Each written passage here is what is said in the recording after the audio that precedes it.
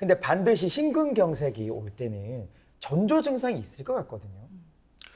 네, 맞습니다. 심근경색이나 아니면 혹은 또 흉통을 나타내는 또 증상인 협심증이 있는데요. 예. 이런 증상 같은 경우에서는 이런 이제 뭐 질병, 관상동맥에 대한 질환에 대한 질병 중에서 가장 대표적인 증상은 흉통입니다. 가슴 통증이고요. 근데 그런 가슴 통증이 뭐 대개는 조이는 듯한 양상이고요. 네. 이게 가슴 통증이 왼쪽에 심장이 있다 보니 왼쪽 팔, 왼쪽 어깨 혹은 왼쪽에 있는 등으로 이렇게 방사된다. 전이 되는 양상의 이런 방사통들이 같이 동반될 수도 있습니다. 네. 또 혹은 갑작스러운 호흡 곤란이 발생하기도 하고요. 뭐 식은땀이 나면서 호흡이 곤란하다고 이렇게 말씀하시는 분들도 심근경색증일 가능성이 있습니다. 또 이제 뭐 진료를 보다 보면 종종 오시는 분들이 그냥 소화가 잘 안 된다, 뭐 체한 것 같다. 근데 약을 먹어도 뭐 효과가 없다.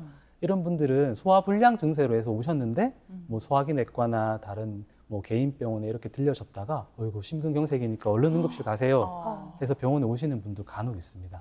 네. 제가 아는 분도요, 명치가 아파서 병원 갔더니 협심증이다, 이런 진단도 받았더라고요. 예. 네, 맞습니다. 이게 소화불량이라는 이런 증상으로 나타나기도 하는데요.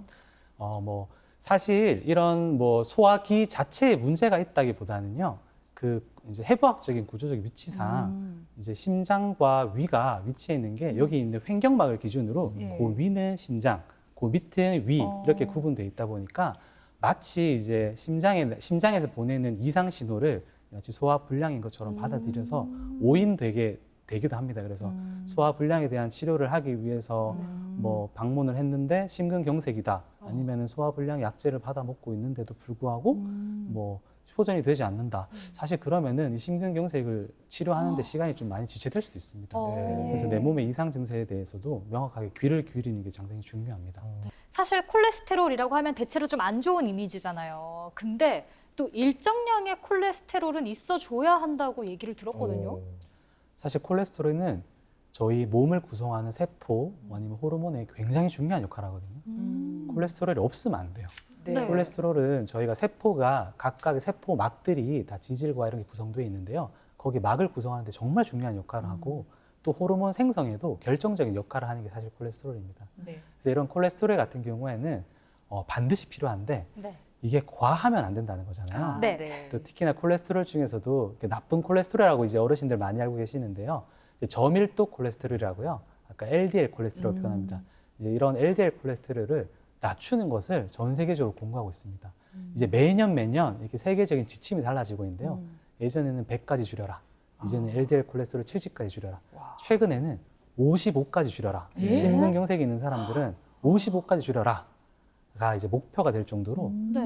많이 이렇게 낮으면 낮을수록 네. LDL 콜레스테롤이 낮으면 낮을수록 심혈관 질환을 예방할 수 있다. 예. 되고 있습니다. 네. 근데 이 LDL 콜레스테롤 수치 낮추기 참 힘들더라고요. 제가 예전에 좀 젊었을 때는 40 이하였는데 요즘은 50, 60까지 가는 경우가 있던데요. 이렇게 식단이나 이런 거 운동으로 조절이 안 된다면 약을 좀 먹어서 조절할 수 있지 않을까요? 네, 사실 이런 콜레스테롤이라는 거는요, 섭취로 해서 하는 거는 사실 일부분입니다. 콜레스테롤은 간에서 체내에서 만들어지는 겁니다. 그래서 약물과 가지고 이렇게 약물 체내에서 만들어지다 보니 뭐 음식과 가지고 조절하는 것보다 약물로서 조절하는 게 훨씬 더 효과적입니다.